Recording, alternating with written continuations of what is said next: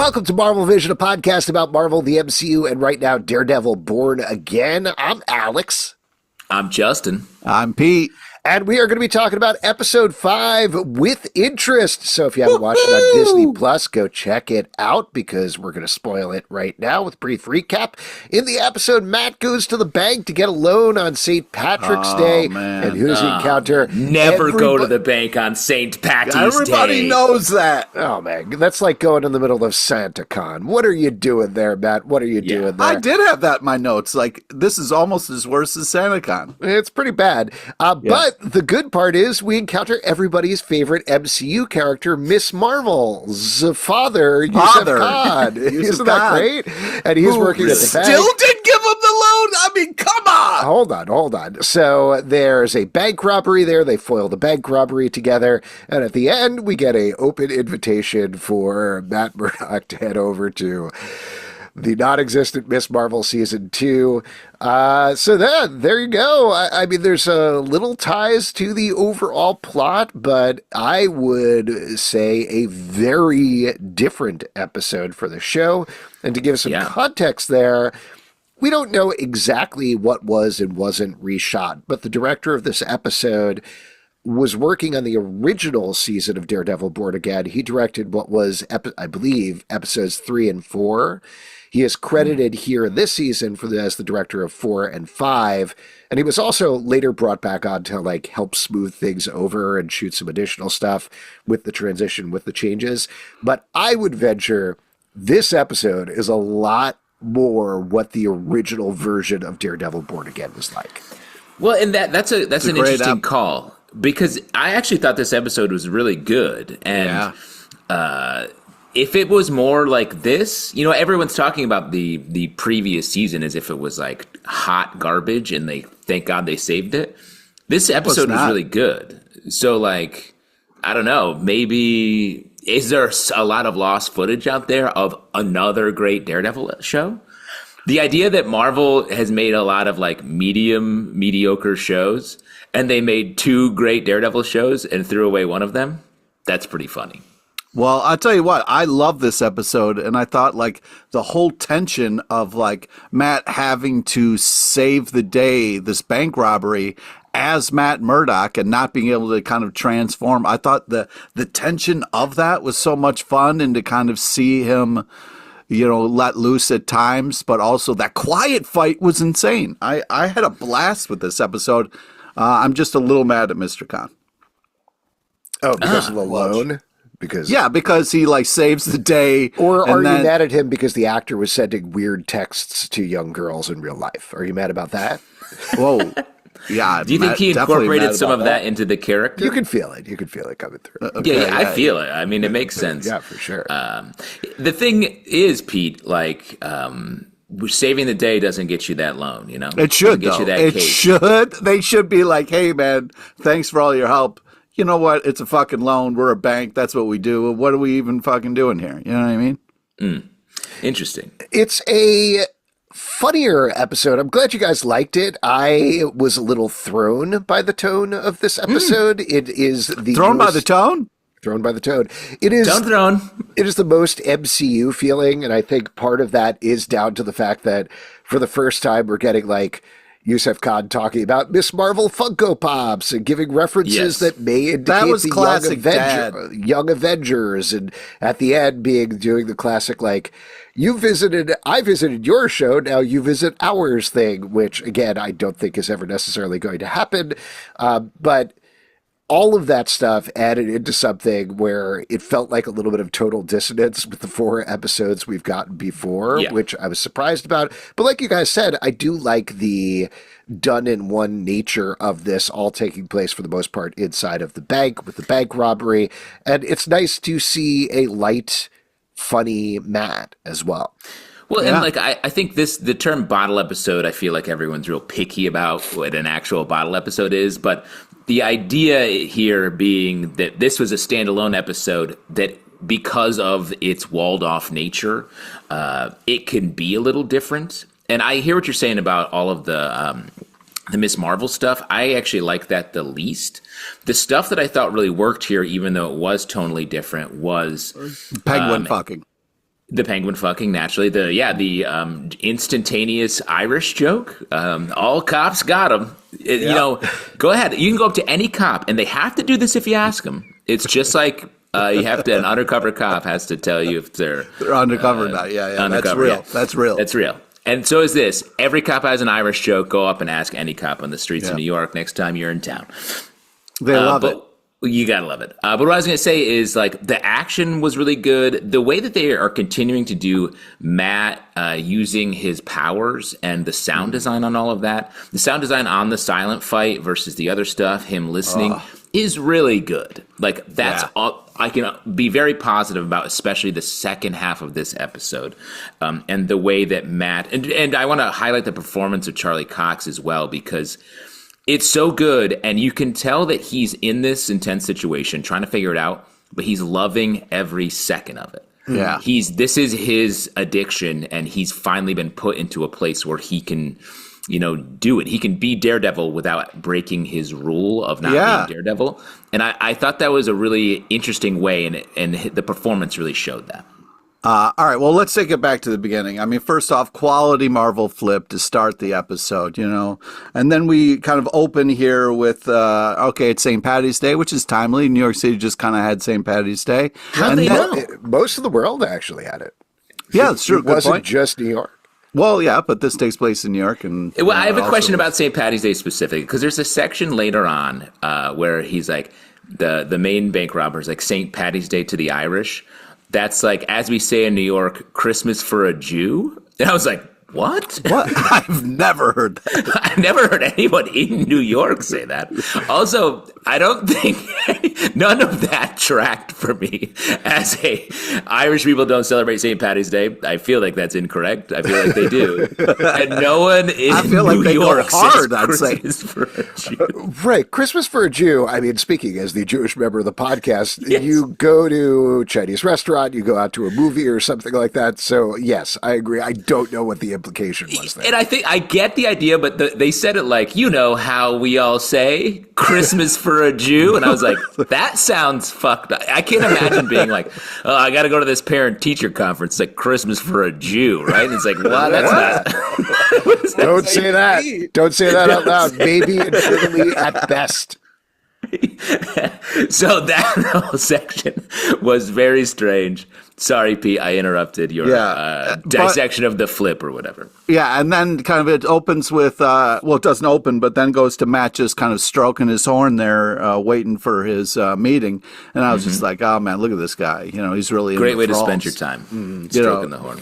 I was just like, man, I hope nobody's watching you do this, because that's not really something you It should is be pretty doing. obvious that he's stroking the horn in public. People will be like, what is that? What are you holding? Yeah. What is that? I know. It's if any one person looks over at what the blind guy is doing, he's in serious trouble. It's called Toobin, I think, named after Jeffrey Toobin. What? Christmas for a Jew? No, stroking the horn in public. Oh, Oh, stop saying that? Yeah, I mean, if we could stop, like, we got past it. It's good. okay. We don't need to I say thought he was bringing it back. That's why I was so shocked. Yeah. We can talk about the Easter egg packed speech we got from Yusuf Khan here. We find out that he's a loan officer. He's working for the bank. He's the assistant manager. He says, my daughter Kamala, she's visiting some friends in California, La La Land, as they say, which I was like, they don't also say that either. Yeah, this episode was written by an alien, but But the implication, I mean, there's a couple of implications there, right? Like the most surfacey one. Okay, I'm about to get very in the weeds here, and I'm going to try to simplify it as much as possible. But the timeline of the MCU is very weird, if you remember, because they jumped forward 5 years in Avengers Endgame. So we're still not actually in the present day here. This actually takes place in March, obviously, of 2027 is where we are right now with Daredevil Born Again. And if I remember correctly, Miss Marvel happened in 2025 is when it took place. So God, I hate that you know this, and now I hate that I know it. I know. I hate this so much. I hate this as a thing. I hate This that hurts this my has to be a brain. thing. It's very annoying.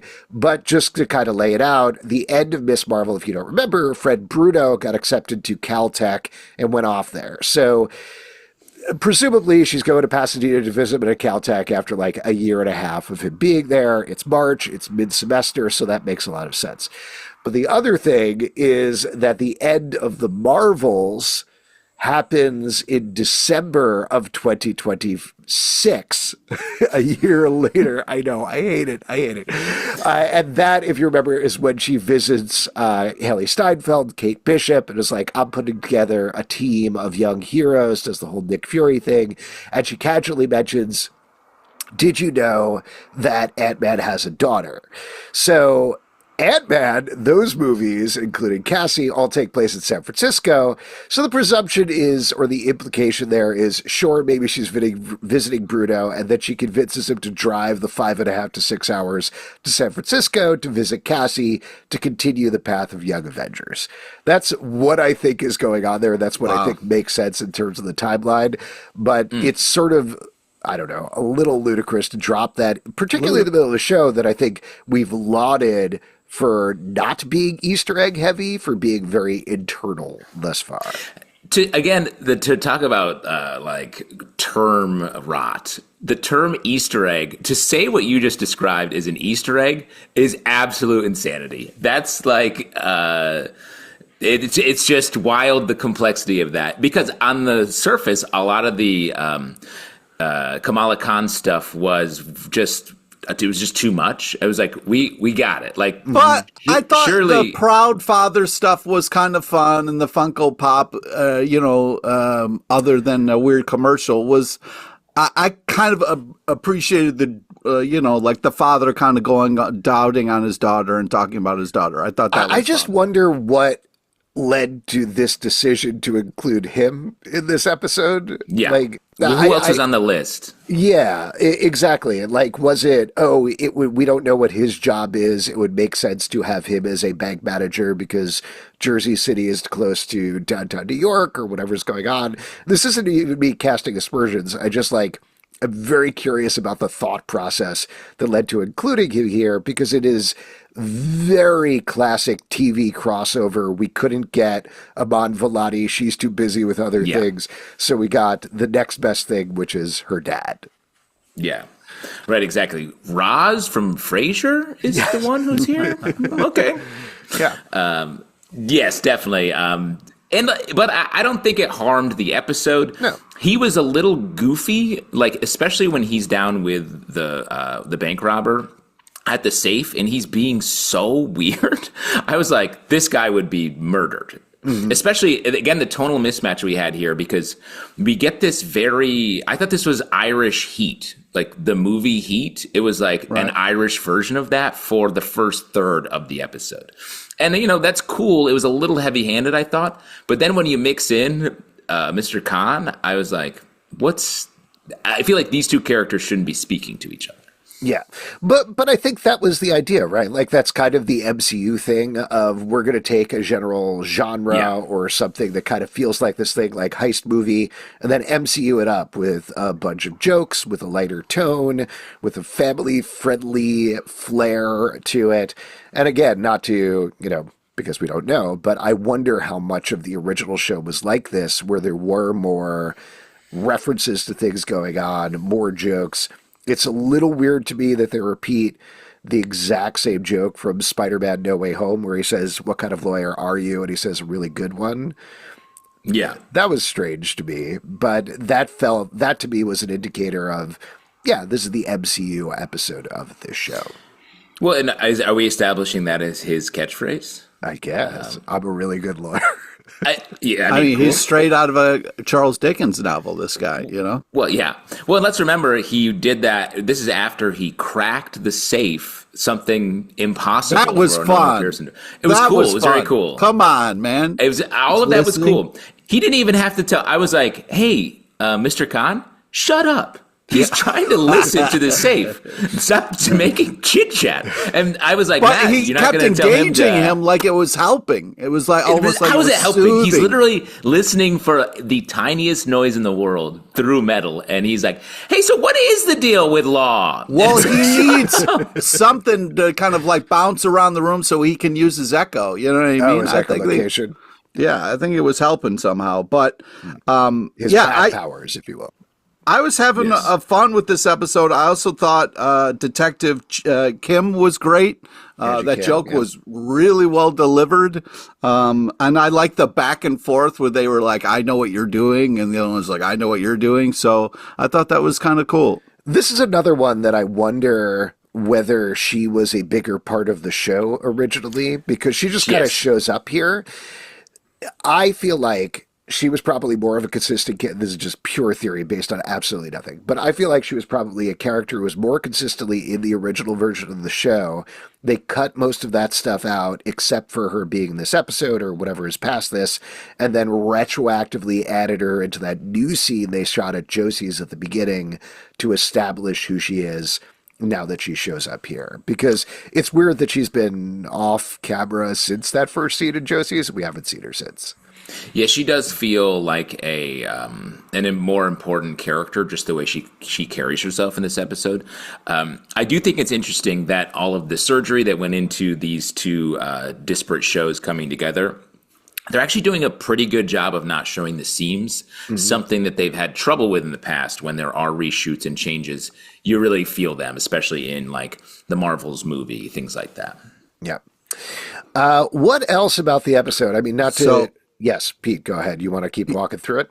Yeah, please do. So we kind of have this moment where, first off, I also thought that like Matt's speech about like why he should get this loan was really impressive. I was really surprised that the cold, heartless Mr. Khan wouldn't give it to him. And then after not... Let me ask you, Pete, are you stressed about the business?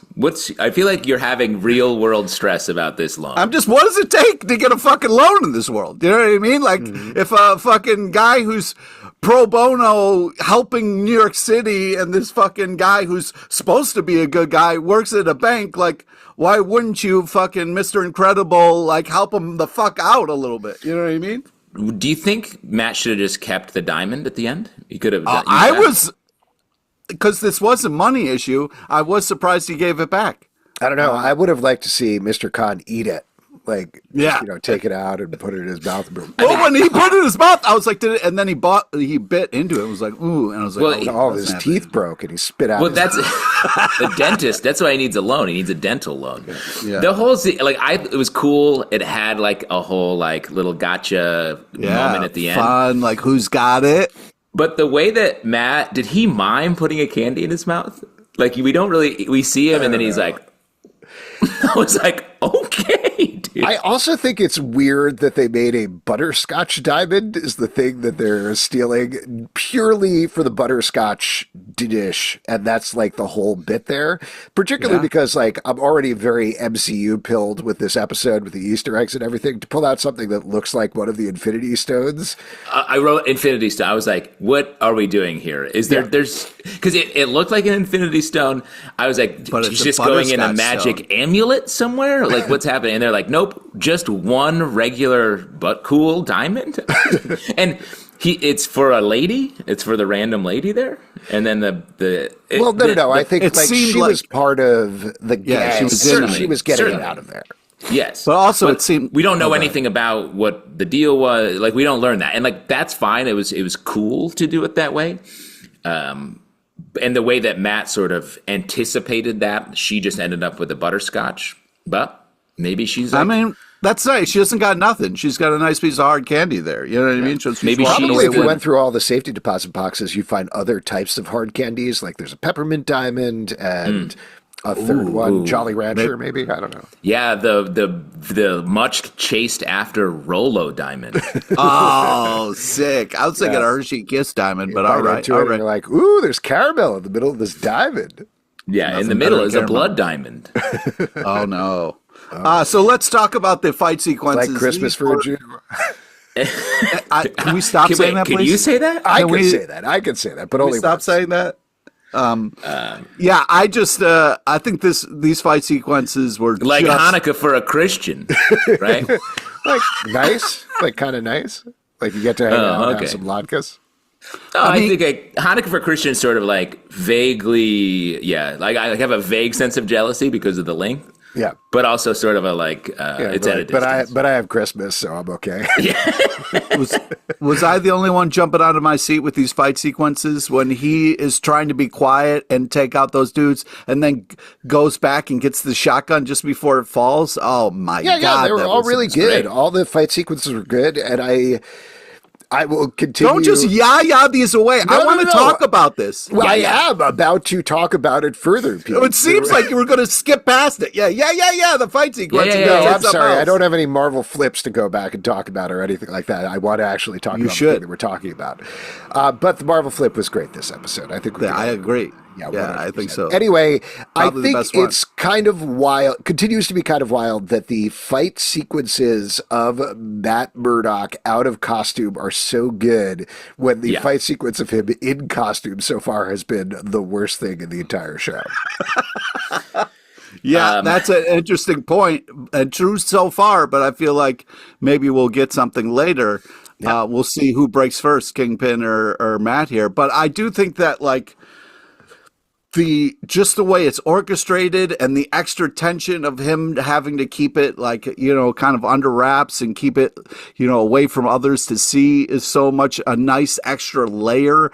And then like that at the end when he catches up with that dude and gives him that fucking flying knee. Oh my God. When he breaks his leg, I actively flinched. I was like, holy, especially after he smashed his face in the bottle. I was like, it's over. He got him. And then he does that and it's like a wide shot and you hear the noise. I was like, oh my God. It took my breath away. I was like, how is this? And that ends with the boot stop to the camera. I was like, oh, dude, I think he's dead. I don't think you can walk away from that. It was just insane, but so great and such a like, oh, you think you're getting away. But also the fact that he's dressed like a cop and they're tucked away in almost an alley. But still, I mean, the fact that a cop is getting beat down like that in the middle of New York City is insane. I also like the use of the mask here. I thought that was well done. That was cool. Well, that was a fun little moment using that and then picking it up later so he can put it on and hide himself. So yeah, any criticism I have of the episode, I think it is a fun episode of the show.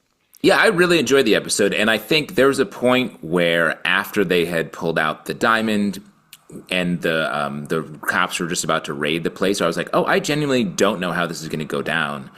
And they did a good job of keeping me just floating right in the sweet spot of the action and riding it out. So like I thought just the narrative structure and the action I thought was awesome in this episode. Maybe sort of the cleanest episode of the season so far. So really enjoyed that. Very positive about this episode despite the sort of things we're making fun of a little bit. And to talk about the end there is, I know I've said this several times, but like they do end with, hey, why don't you come over for dinner? You can meet my daughter. So presumably there's a time dash. She's back from California now at the end of the episode, but we're never going to pick up on that, right? Well, I don't know. It seems like next episode that he's going to go over for dinner is what it seems like. Okay. Yeah. Well, that'll be fun. We'll get to see all those characters from Ms. Marvel that we love. Well, I enjoyed Miss Marvel, so it would be cool to kind of see them interacting together for sure. I'd love to see them in some sort of big screen feature, but I don't think that'll ever happen. I would love to see Matt go to dinner and just really beg for that loan. Just really like, please. I wouldn't mind going back and talking a little bit about like the way it lined up with like you have 10 seconds and then like I'll count to 3. Like that was just like, oh shit, what's Matt going to do? Like, it was just, when he came back up too, for the bank stairs, just the two of them, I thought like maybe he'll like wake up one of the dummies and do a weekend at Bernie's to buy him some time or something. But like, oh man, just so many kind of just badass moments here for It was a classic St. Paddy's Day countdown where you count down from 10 and that's when the first Guinness goes into your mouth. Yeah. Oh, wow. Okay. Yeah, I just thought that was at just 8 so a.m. well done and so kind of well put together. Did you notice, guys, when when they opened the safe, it kind of had a shot of a name there. It was like J. Martin Locksmith. I was wondering if maybe that was an Easter egg of some kind. Oh, J. Martin Locksmith from the Marvel Comics.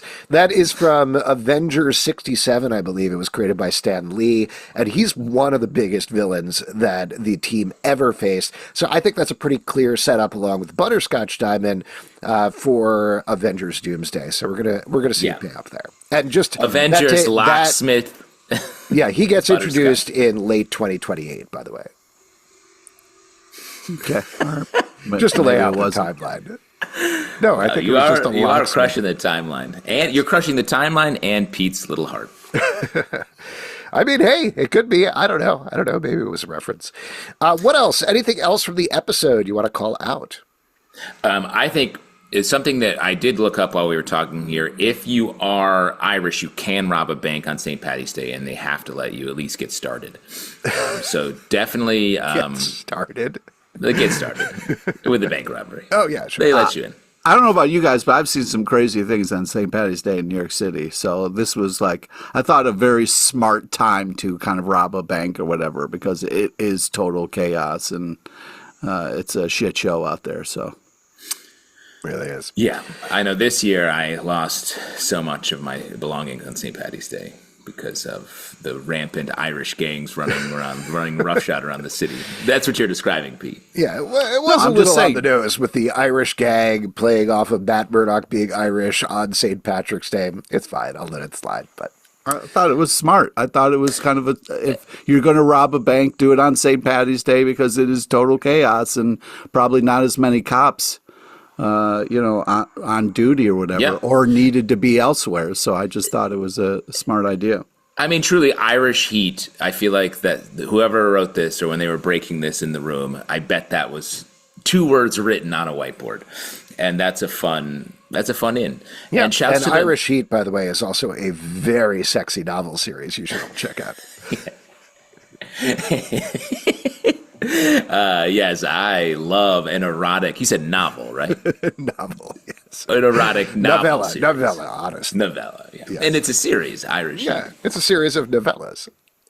Oh, I don't Seamus. want to talk about any of the content because this is a family podcast. Hey, would you say most of the pornography you consume, Alex, is paperback novellas? 100%. You find in the woods, I guess? Name one thing more erotic than that, please. Yes. I dare you. I love Alex's search history on Pornhub is paperback novella, old novella, beaten up old novella. Shouts to the Mark Messier puck. What an investment! Oh, that was fun. A lot of Rangers references in this. That was cool. Yeah, I just think they did a great job of holding the tension of a heist in this, and then putting Matt Murdock kind of in the middle. I thought this was a fun episode, and just amazing fight sequence. Really, so impressed by the fight sequences in this episode. Well, before we wrap up here, there were 2 episodes that were broadcast today, but obviously we're just talking about this one. That said, in case you may have glimpsed the thumbnail of the next episode, perhaps, but what are you expecting? What do you want to see? What's on your vision board for episode 6? I think we're going to have a really amusing episode coming up here, where it's going to be a lot of fun, and by fun I mean bloodletting. Yeah. One thing that actually, sorry, this is not on the vision board, but just to mention, because I know, Justin, you were speculating about this being a 2-part episode, the reason they were releasing it this way.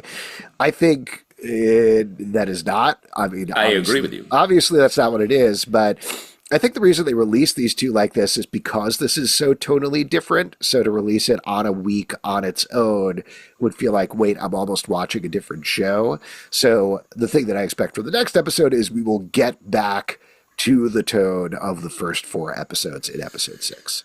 Yeah, we didn't get any of the continuing plot really here in this episode, so I think they were like, well, let's make sure we keep the next rung on the ladder available to people. That was what we're going to get with this next episode, which is going to be Muse, Kingpin, The BB report. All of our favorite moments back. Pete, what's on your vision board for the next episode? Well, I think, Jay Martin could have been a reference to Jacques Martin, one of the first artists, who worked on like Tintin. It could have been a Tintin nod. Yeah, absolutely. Definitely a Tintin nod. Absolutely a Tintin nod. And I'm looking forward to a Tintin nod next episode as well. I don't know what's coming. I'm worried about Muse. It looks extra scary in that thumbnail. So, I'm nervous of how this is all going to go down. I also think that we're going to need to get more Kingpin in his dungeon and what he's punching or how he's kind of dealing with this, because we've spent a lot of time showing how Matt's doing with it. So yeah. I gotta think he's punching the guy that slept with his wife, but that's my opinion. What if he's playing Bloody Knuckles with him and just having a nice time, Yeah. Knuck up, Adam. Let's go. If you'd like to support this podcast and all the podcasts we do, patreon.com/Comic Book Club. Also, we do a live show every Tuesday night at 7 p.m. to Facebook and YouTube. Come hang out. We would love to chat with you about Daredevil, Apple, Spotify, Android, or the app of your choice to subscribe, listen, and follow the show. ComicBookClubLive.com for this podcast and many more. Until next time, stay marvelous. Knock, knock, Seamus. I'm here for some of that Irish heat. Dish it out, Seamus. I fucked a penguin.